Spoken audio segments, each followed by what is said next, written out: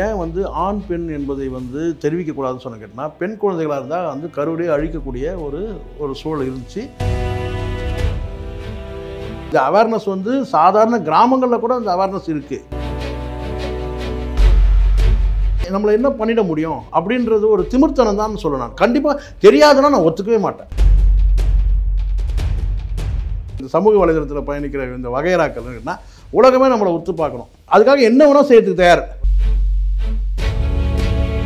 இதெல்லாம் நீங்கள் உலகம் ஒத்து பார்க்கணும்னு நீங்கள் நினைக்கிறீங்க. ஆனால் அடிப்படையில் நீங்கள் வந்து சாதனையை காட்டுங்கன்ற. நான் சட்ட விதிகள் வந்து எதுக்காக கொடுக்கப்பட்டிருக்கு? ஒரு சமூக பொறுப்பு இல்லாமல் ஒரு உலகம் நம்மளை ஒத்து பார்க்கணுன்றதுக்காகவே இந்த தகவல் எல்லாத்தையுமே நீங்கள் வந்து பார்வையாளர்கிட்ட கொண்டு போகக்கூடாதுல்ல.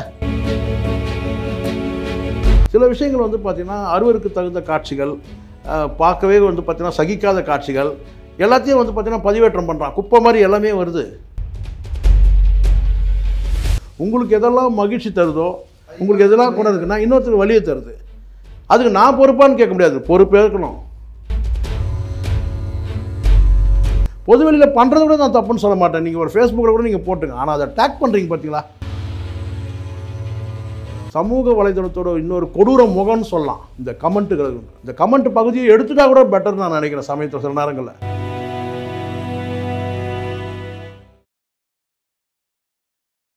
பிக் தமிழ் பார்வையாளருக்கு வணக்கம். நான் உங்கள் ஜெயபிரகாஷ் கருணாகரன். இன்றைய சிறப்பு நேர்காணலில் நம்மோடு இணைந்திருப்பவர் மூத்த பத்திரிகையாளர் திரு சேகோர் அவர்கள். வணக்கம். வணக்கம் பிரகாஷ். எப்படி சார் இருக்கீங்க? நலம். இஃபான் அப்படின்ற ஒரு நபர், யூடியூபர், தொடர்ந்து இந்த ஃபுட் ரிவ்யூலாம் பண்ணுவார்.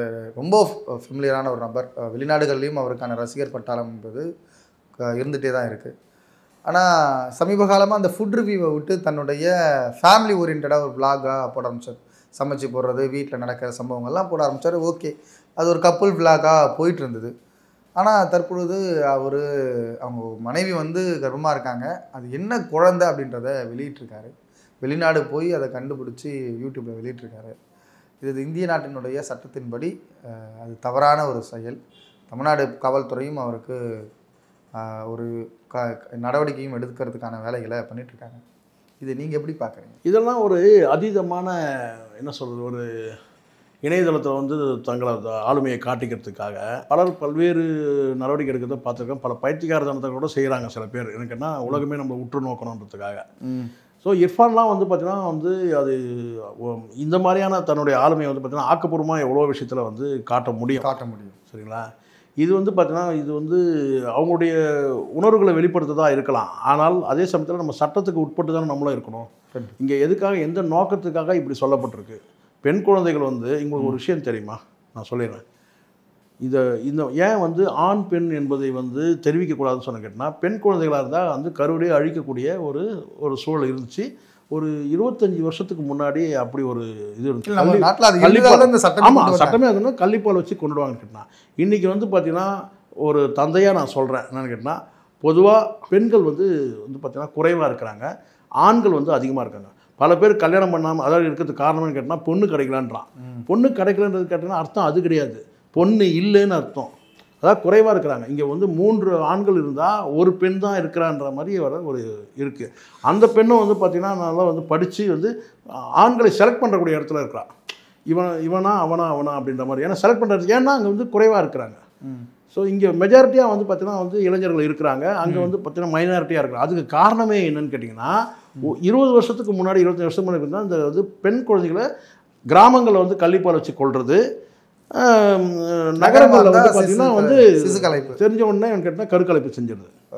ஸோ இதனால தான் என்னென்னு கேட்டிங்கன்னா, எனக்கு தெரிஞ்சு ஒரு 25 வருஷத்துக்கு முன்னாடி என் பிள்ளைகள் பிறக்கும் போதே எனக்கு கேட்டால் அந்த சட்டம் இருக்குதுன்றது தெரியும் எனக்கு. அதை வந்து அதை தெரிஞ்சுக்கிற ஆர்வமும் யாருக்குமே இல்லாமல் இருந்தது. ஏன்னா இன்றைக்கும் வந்து நானும் குழந்தை பிறந்திருக்கேன் எனக்கும். ஏன்னா அப்போ அந்த முதல் முறையாக அந்த கருவை கன்ஃபார்ம் பண்ணுவோம்ல, அப்போ கூட அந்த டாக்டர் என்ன சொன்னாங்கன்னா, உள்ளே போய் அது என்ன குழந்தைன்னு காட்டுறதுக்கோ அந்த மாதிரியான முறையில் ஈடுபட்டாலோ அல்லது நீங்கள் கேட்டாலே தண்டனைக்குரியது. ஆமாம் அப்படின்றத அந்த டாக்டர்லாம் நம்ம இங்கே வந்து நீங்கள் ஒரு வெளிநாட்டிலேயே இருந்தால் கூட இவ்வளோ இப்போது ஒரு நான்காம் தர ஆள் இது வந்து தெரியாத ஒரு நபர் சொல்லிட்டாருங்க. இங்கே பரவாயில்ல. இந்த அவேர்னஸ் வந்து சாதாரண கிராமங்களில் கூட இந்த அவேர்னஸ் இருக்குது. மருத்துவ உலகத்தில் மட்டும் கிடையாது. சாதாரண மக்கள்கிட்ட வந்து பார்த்தீங்கன்னா ஆனா பெண்ணான்றது வந்து நமக்கு தெரியாது, பிறந்த பிறகு தான் தெரியும் அப்படின்றது இருக்குது. ஆனால் இவ்வளோ வந்து ஒரு சமூக வலைதளத்தில் பயணிக்கக்கூடிய ஒரு தம்பி வந்து இவ்வளோ தூரம் வந்து இதை வந்து வெளியிடுறாருன்னு சொன்னால் இது அதீதமான துணிச்சல், ஒரு சோஷியல் இன்ஃப்ளூயன்சர். ஆமாம், இது நம்மளை என்ன பண்ணிட முடியும் அப்படின்றது ஒரு திமிர்த்தனம் தான் சொல்லணும். கண்டிப்பாக தெரியாதுன்னா நான் ஒத்துக்கவே மாட்டேன். தெரிஞ்சு சொன்னது வந்தால் பார்த்துக்கலாம். இதன் மூலமாக ஒரு விளம்பரம் கிடைக்கும். இப்போ புரியுதுங்களா? இதன் மூலமாக ஒரு விளம்பரம் கிடைக்கும். இன்னும் கொஞ்சம் என்ன பெரிய வந்து 6 மாதம் சிறையில் வைப்பாங்களா, 1 வருஷம் சிறையில் வைப்பாங்க, என்ன அது பார்த்துக்கலாம். Okay okay. இதெல்லாம் கேட்டால் ஒரு காட்டு மிராண்டித்தனம் கேட்டால் வந்து பார்த்தீங்கன்னா ஒரு மிருகத்தனமான ஒரு நான் சொன்ன விளம்பரம் பெரியர்கள் நான் சொல்லுவேன். இந்த சமூக வலைதளத்தில் இந்த மாதிரியான பயணிக்கூடிய இருக்காங்க இல்லையா, பல பேர் இருக்கிறாங்க, இன்னும் கூட இருக்கிறாங்க. வாகனத்தை வேகமாக ஓட்டிட்டு பெரிய வித்வான்னு சொல்லி காட்டிக்கிறது, அதுவும் இந்த இதெல்லாம் பார்த்தீங்கன்னாலே தெரியும். ஆமாம், அதான் சொல்கிறேன். அப்புறம் வந்து பார்த்தீங்கன்னா வந்து அவங்க வந்து நீதிமன்றமே ஒரு பனிஷ்மெண்ட் கொடுத்து வண்டியே வந்து ஓட்ட முடியாத அளவுக்கு ஆயிடுச்சு. இது அவனை சேஃப்டி பண்ணியிருக்கு. நீதிமன்றம் கெடுதல் பண்ணல, அவனை வந்து உயிரை பாதுகாத்து கொடுத்துருக்கு நீதிமன்றம். இல்லைனா அவன் வந்து பார்த்தீங்கன்னா இதே மாதிரி ஓட்டியிருந்தானா எங்கேயோ ஒரு இடத்துல அவன் வந்து இறக்கிறதுக்காக நீதிமன்றம் அவனை பாதுகாத்துருக்கு. சரி, அவன் எங்கே விதி இருக்குன்னு நம்ம எப்படி சொல்ல முடியாது. ஆனால் நீதிமன்றம் பொறுத்த வரைக்கும் அந்த தண்டனை வந்து பார்த்தீங்கன்னா அவனால் பிறருக்கு வந்து பார்த்தீங்கன்னா வந்து எதுவும் வந்து கெடுதல் நடந்துடக்கூடாது, அவனையும் வந்து பாதுகாக்கிற நடவடிக்கை தான் நீதிமன்றம் சரியான நடவடிக்கை தான் எடுத்திருந்தது. அது மாதிரி இவங்கெல்லாம் வந்து பார்த்தீங்கன்னா ஒரு இந்த மாதிரியான கேட்டகரிகள், இந்த வகைராக்கள் சொல்லணும். இவங்கெல்லாம் இந்த வகைராக்கள்லாம்னு கேட்டால் இந்த இதில் பயணிக்கிற இந்த சமூக வலைதளத்தில் பயணிக்கிற இந்த வகைராக்கள்னு கேட்டால் உலகமே நம்மளை உத்து பார்க்கணும். அப்படி ஆமாம், எப்படி வேணால் பார்க்கட்டும், அதுக்காக என்ன வேணால் செய்யறதுக்கு தயார். பெண்கள் ஒரு வகையாக வந்து அவங்க வந்து தங்களை வந்து முன்னிறுத்திக்கிறாங்க, இங்கே ஆண்கள் ஒரு வகையாக முன்னிருக்கு. இங்கே 2 பேருமே நான் கேட்டால் நீங்கள் சாதனைகளை முன்னிறுத்துங்க. ஒரு அட்டென்ஷனை கிரியேட் பண்ணுறாங்க. நீங்கள் வந்து சாதனையை முன்னிறுத்துங்க சார். நீங்கள் வந்து பார்த்தீங்கன்னா வந்து தவறான செய்திகளையோ அல்லது வந்து பார்த்தீங்கன்னா வந்து பார்த்தீங்கன்னா வந்து என்ன சொல்கிறது, பெண்களுக்கு ஒரு மாதிரியான நடவடிக்கைகளுக்கு வந்து முன்னிறுத்துறது, ஆண்கள்னால் ஒரு நடவடிக்கை முன்னிறுத்து, இதெல்லாம் நீங்கள் உலகம் ஒத்து பார்க்குறேன்னு நீங்கள் நினைக்கிறீங்க. ஆனால் அடிப்படையில் நீங்கள் வந்து சாதனையை காட்டுங்கன்ற நான். இர்ஃபான் வந்து பார்த்தீங்கன்னா வந்து பெண் குழந்தையோ இல்லை ஆண் குழந்தைய பிறந்தது வந்து பார்த்தீங்கன்னா மகிழ்ச்சி தான் நமக்கு, அது எந்த குழந்தையாலும் மகிழ்ச்சி தான். ஆனால் அதை நீங்கள் வந்து பார்த்தீங்கன்னா வந்து சட்ட விதிகள் வந்து எதுக்காக கொடுக்கப்பட்டிருக்க, ஒரு சமூக பொறுப்பு இல்லாமல் ஒரு உலகம் நம்மளை உத்து பார்க்கணுன்றதுக்காகவே இந்த தகவல் எல்லாத்தையுமே நீங்கள் வந்து பார்வையாளர்கிட்ட கொண்டு போகக்கூடாதுல்ல. வீவர்ஸ் தேவை உங்களுக்கு, அதன் மூலம் நீங்கள் நிற்கிறீங்க. அப்போ நீங்கள் வந்து பார்த்தீங்கன்னா இதை வந்து போகிறப்போனா அப்போ உங்களுக்கு சட்டமும் நீதியை பற்றி உங்களுக்கு கவலையே கிடையாதுங்க. யாரை பற்றியும் அந்த கவலை கிடையாது. இப்போ உங்களையே நிறைய பேர் ஃபாலோ பண்ணாங்கன்னா என்ன நடக்கும் நான் கேட்குறேன். அதனால் இது வந்து தவறு தான். ஓகே. இன்னொன்று, இது வந்து வெளிநாட்டில் துபாயில் எடுத்ததாக சொல்லப்படுது அந்த டெஸ்டிங். அங்கே வந்து டெஸ்டிங்கில் வந்து இந்த கருவை வந்து சொல்கிறது வழக்கம். அதனால் அவங்க இங்கே இருக்கிறவங்க என்ன சொல்கிறாங்க, அங்கே தானே எடுத்தாங்க, அது எப்படி இங்கே வந்து அந்த சட்டத்துக்கும் இதுக்கும் பொருந்தும் அப்படின்னு ஒரு கேள்வி எழுப்புறாங்க. அதுக்கான பதில் ஒன்று. ரெண்டாவது, இன்னொன்று என்ன சொல்கிறாங்கன்னா, துபாயில் வந்து கருக்கலைப்புன்றது இல்லை. அங்கே வந்து கரு உண்டாயிடுச்சுன்னா அது குழந்தையாக தான் வரணும். அப்படி கருக்கலைப்பு பண்ணால் தான் ஒரு சிவியரான தண்டனை அப்படின்றது சொல்லப்படுது. அதனால் என்ன சொல்கிறாங்கன்னா, அது நல்ல வேளை துபாயில் போய் செக் பண்ணாங்க, வேற எங்கன்னா செக் பண்ணியிருந்தாங்கன்னா பிடிக்காத ஒரு கரு வந்துருச்சுன்னா கலைச்சிருக்கிறதுக்கு வாய்ப்பு இருக்குல்ல அப்படின்ற ஒரு இடத்துக்கும் போகிறாங்க. இதை நீங்கள் எப்படி நீங்கள் ரெண்டாவது சொன்ன பாயிண்ட்டை நான் ஒத்துக்கல. அது வந்து அவங்க தனிநபர் வந்து கருவை கலைக்கிறது சட்டப்படி குற்றமாக இருந்தாலும் பார்த்தீங்கன்னா அவங்களுடைய தனிநபருடைய வந்து பார்த்தா சுதந்திரம் நான் சொல்ல மாட்டேன். ஆனால் அவங்க விருப்பப்படி தான் அதை செயல்படுத்த முடியும். ஆனால் அப்படி ஒரு செயல்படுத்தி இருப்பாரா நம்ம அதை முடிவு பண்ண முடியாது. இல்லை, அதுதான் சொல்ல அது இல்லை. ஆனால் நீங்கள் இந்திய பிரஜை, நீங்கள் எந்த மருத்துவமனையில் வேணாலும் நீங்கள் வந்து 2 பேருமே இந்திய பிரஜை தான் இருப்பாங்க, கணவன் மனைவி. நீங்கள் வந்து வெளிநாட்டில் கூட நீங்கள் போய் வந்து உங்களுடைய பிள்ளையை பற்றி கூட பார்த்தீங்கன்னா அந்த சட்ட விதிகள் வந்து பார்த்தீங்கன்னா இங்கே நீங்கள் பொருத்தி பார்க்க முடியாதுன்ற நான். சரிங்களா?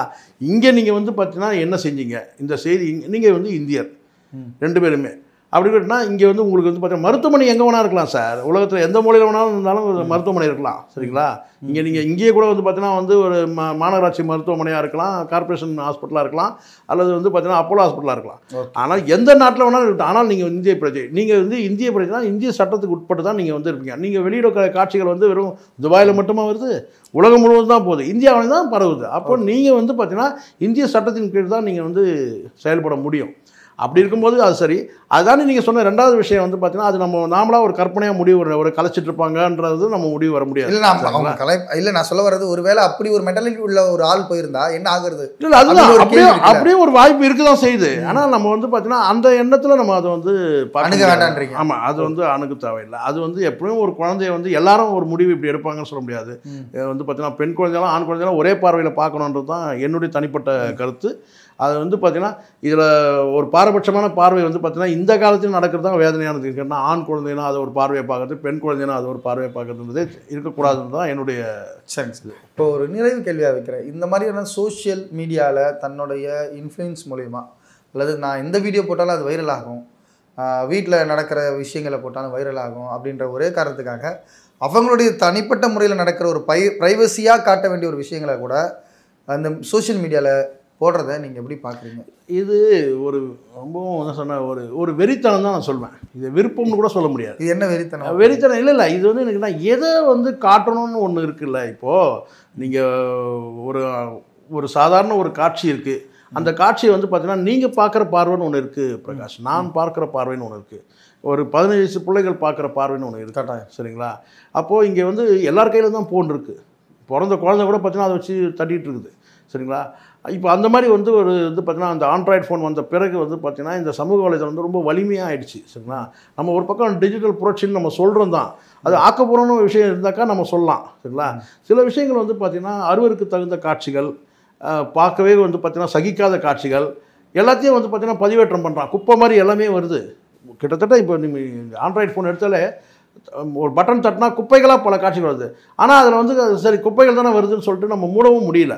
ஓகே. ஏன்னா பல வந்து பார்த்தீங்கன்னா நமக்கு தேவையானது கூட பல விஷயங்கள் அதில் வருது, நம்ம பார்க்குறோம். சரின்னு ஒரு விஷயத்தை ஒரு தரவு தேடணும்னா உடனே அடுத்த நிமிஷம் கூகுளில் போய் தேடுறோம் நம்ம. சரிங்களா? இப்போ நம்மளே வந்து பார்த்தீங்கன்னா கூகுள் அடையாளப்படுத்துகிற இடத்துல தானே நம்மளும் இருக்கிறோம். சரிங்களா? அந்த மாதிரி ஒரு கேட்டால் இன்னும் கொஞ்சம் கூடுதலான ஒரு பொறுப்பு இருக்குது. இப்போ நானே கூட வந்து பார்த்தீங்கன்னா என்னுடைய காணொலியை தேடுறதுக்கு நானே போயிட்டு இப்போ என்னன்னு கேட்டால் யூடியூப்பில் போய் தேடுறத விட கூகுளில் போய் தேடுறேன்.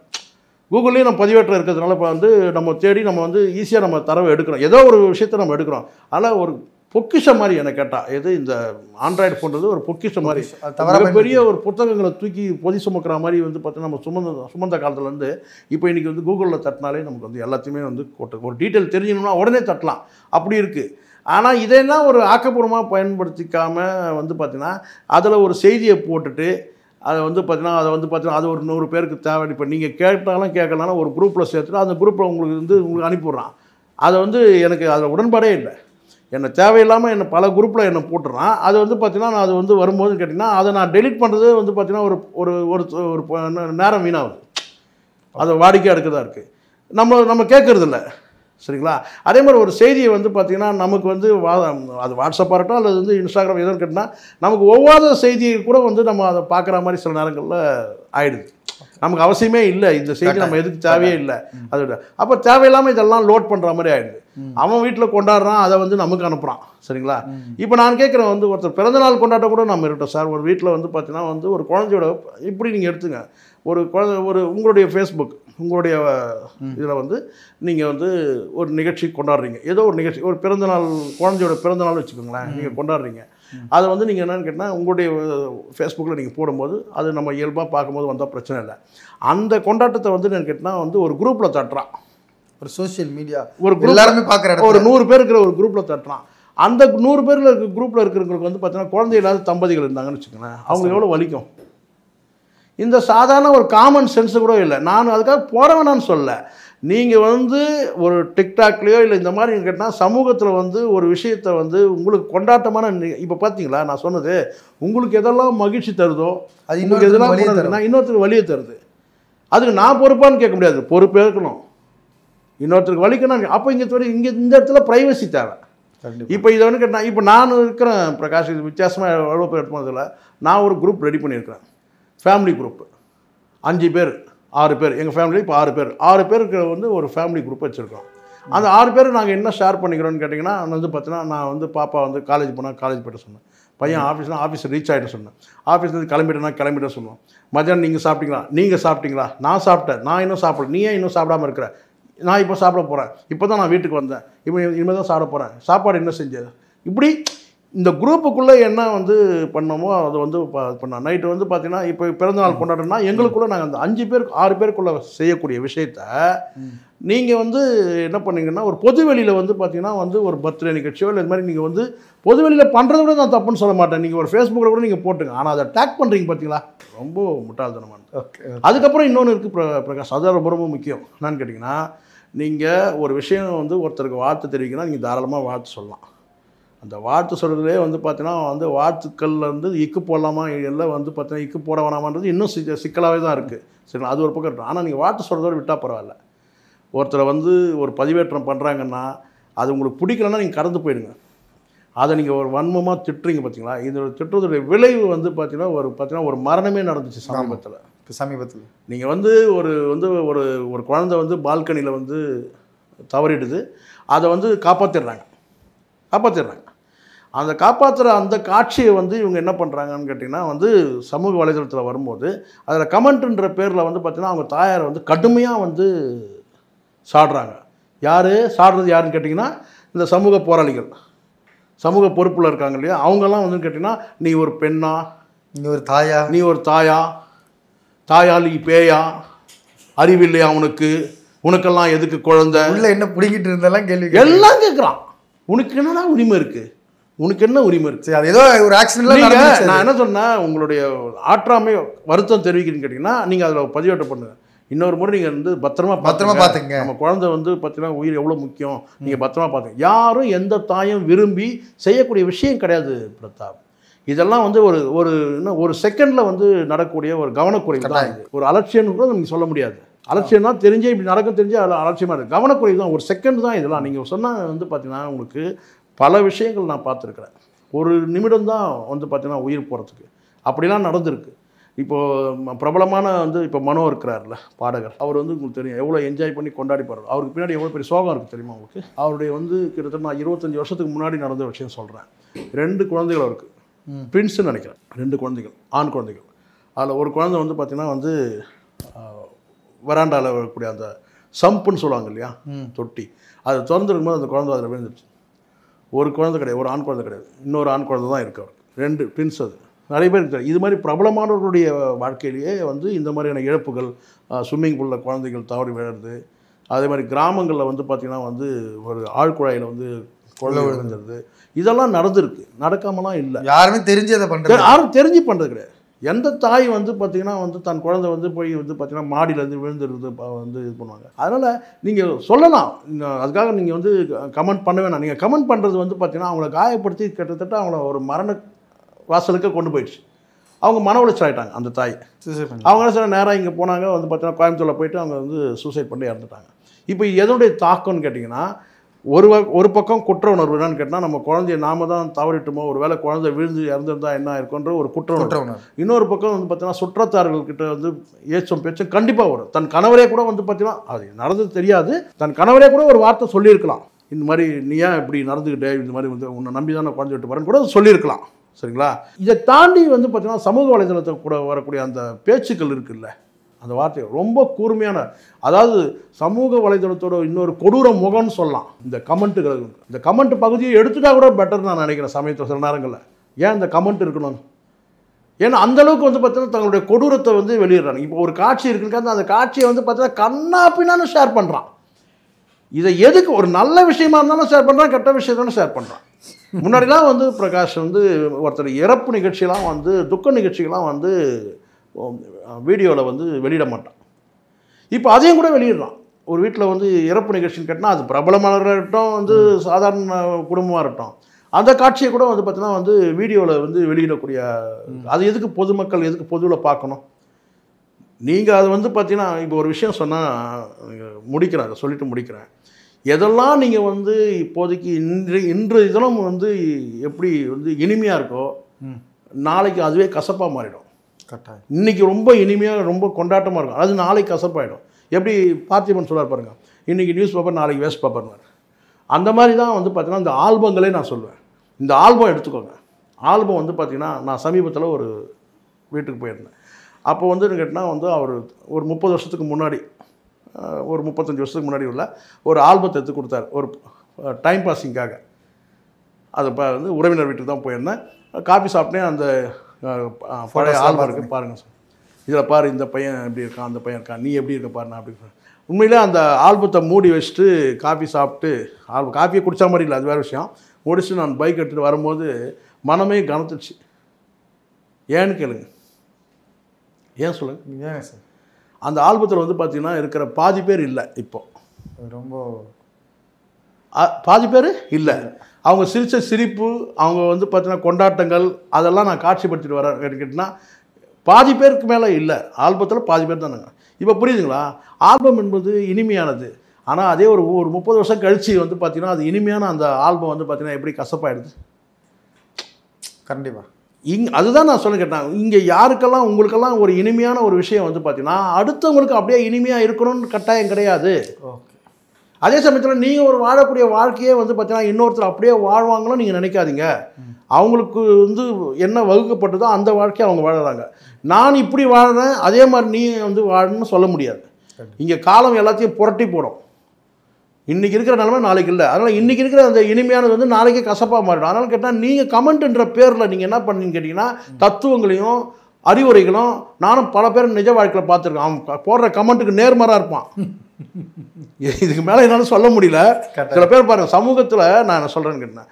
நீங்கள் ஒரு இப்போ நான் இந்த இப்போ சேகுவரான்னு நான் பேர் வச்சுருக்கிறேன். இந்த சேகுவரா பேர் வந்து என்னை பல பேர் கேட்டிருக்காங்க. உங்கள் அப்பம் பேரா சேகுவரான்னு கூட கேட்டிருக்காங்க. பல பேர் கேட்டான். சேகுவரா வந்து பார்த்தீங்கன்னா பேரை வச்சுக்கிறது பெருசு இல்லை பிரகாஷ். அந்த பேரை வந்து பார்த்தீங்கன்னா அந்த பேரில் உள்ள போராளி எப்படியோ அந்த மாதிரியான ஒரு வாழ்க்கையை வந்து நம்ம வாழணும். Okay okay. அதுதான் ரொம்ப ரொம்ப முக்கியம். அந்த பேரை கெடுக்கலாவது வாழணும். சரி. அப்படிதான் நான் வந்திருக்கிறேன். அதனால் என்ன கேட்டால் சமூக வலைதளத்தில் தயவுசெய்து நான் கேட்குறது என்னென்னு கேட்டிங்கன்னா, நீங்கள் கமெண்ட்ன்ற பேரில் அட்வைஸ்ன்ற பேரில் நீங்கள் வந்து பார்த்தீங்கன்னா எந்த உரிமையும் இல்லாத நபரில் நீங்கள் வந்து சாடாதீங்க. அவங்க மனசு வலிக்கும். அவங்க அடுத்த கட்ட வேறு முடிவுக்கு போயிடுவாங்க. இந்த பெண் மாதிரி இப்போ 2 குழந்தைகள் நல்லதாயிடுச்சு. நீங்கள் சமூக வலைதளத்தில் யாரெல்லாம் நீங்கள் பேசுகிறீங்கள அவங்கெல்லாம் அந்த குழந்தைங்களுக்கு என்ன செய்ய முடியும் சொல்லுங்கள். நீங்கள் சொல்லுங்கள். ஓகே. ஒரு தாய் உயிர் போயிடுச்சு. கண்டிப்பாக சார். அந்த அப்போ நீங்களும் ஒரு குற்றவாளி ஆகிட்டீங்க. இந்த கமெண்ட் பண்ணுறவங்க எல்லாரும் நீங்கள் குற்றவாளி தான். நீங்கள் சகட்டு மேனிக்கு இன்னொருத்தர் வந்து தப்பே பண்ணி தான் கூட நீங்கள் திட்ட முடியாது சார். நீங்கள் சகட்டு மேனிக்கு வந்து பார்த்தீங்கன்னா வந்து அப்போ சமூக வலைத்தோட இன்னொரு கொடூர முகத்தை வந்து முகமாக தான் உங்களை பார்க்க வேண்டியதாக இருக்குது. இங்கே வந்து பார்த்தீங்கன்னா அதிகப்படியான மிதமிஞ்சிய ஒரு சுதந்திரம் வந்து பார்த்தீங்கன்னா ஒரு காட்டு மிராண்டித்தனன்றது வந்து இங்கே உண்மையாகுது. கட்டாயம் சார். நீங்கள் சொன்னது போல் வீடியோ போடுறதுல மட்டும் பொறுப்புணர்வு வேண்டாம். வீடியோ பார்த்துட்டு அதில் கமெண்ட் பண்ணுறவங்களுக்கும் பொறுப்புணர்வு வேண்டும். உங்களுடைய கருத்து மற்றவங்களுக்கு ஒரு வழியை தந்துடக்கூடாது அப்படின்றது ரொம்ப முக்கியமான வார்த்தை. அதே நேரத்தில் நீங்கள் போடுற மகிழ்ச்சியான செய்தி இன்னொருத்தருக்கு மன வருத்தத்தையும் ஏற்படுத்தும் அப்படின்றத ரொம்ப முக்கியமாக பார்க்க வேண்டியது.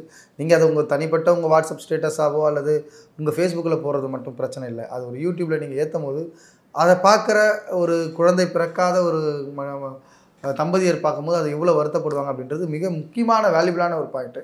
கட்டாயம் இனிமேலாவது இந்த போல் இன்ஃப்ளூயன்சராக சோஷியல் மீடியாவில் இருக்கிற இன்ஃப்ளூயன்சரை ரொம்ப தெளிவாக அவங்க கடமை உணர்வோடு ஒரு பக்குவத்தோடு தங்களுடைய வீடியோவில் போஸ்ட் பண்ணுறது நல்லது அப்படின்றது தான் உங்களுடைய கருத்துலேருந்து ரொம்ப தெளிவாக புரிஞ்சுக்கிட்டேன் சார். ரொம்ப நன்றி சார். மிக தெளிவான பார்வை முன்வைத்தீங்க. உங்கள் நேரத்துக்கும் கருத்துக்கும் நன்றி பிரகாஷ்.